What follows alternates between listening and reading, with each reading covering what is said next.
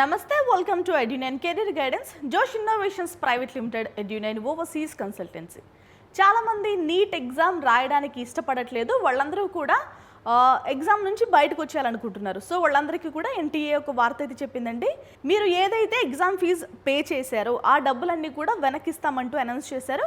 Dead line వచ్చేసి మే 27వ తేదీ. So 27వ తేదీలోపు మీ పోర్టల్లో, మీ లాగిన్ పోర్టల్ ఉంటుంది కదా, లాగిన్ చేసి ఏవైతే డీటెయిల్స్ అడిగారో, డీటెయిల్స్ అంటే బ్యాంక్ డీటెయిల్స్, బ్యాంక్ నెంబరు, మీ పేరు, ఐఎఫ్ఎస్సి కోడ్, లేదు అంటే క్యాన్సిల్ చేసిన చెక్ అప్లోడ్ చేసినా పర్వాలేదు.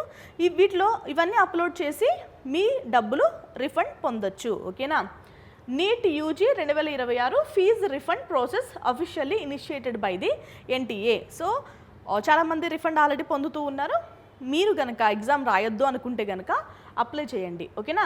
సో ఇక్కడ అఫీషియల్ వెబ్సైట్ ఏదైతే కనిపిస్తుందో దాంట్లో మీరు లాగిన్ అవ్వాలండి. క్లిక్ రిఫండ్ లింక్, అది క్లిక్ చేస్తే లింక్ ఓపెన్ అవుతుంది. అండ్ మనం డీటెయిల్స్ ఏవైతే అడుగుతున్నారో, అకౌంట్ హోల్డర్ పేరు, account number, IFSC code, bank name, ఇవన్నీ డీటెయిల్స్ ఎంటర్ చేయొచ్చు. లేదు అంటే క్యాన్సిల్ చేసిన చెక్ కాపీ కూడా ఎంటర్ చేయొచ్చు. సో ఎగ్జామ్ చాలామంది రాయండి.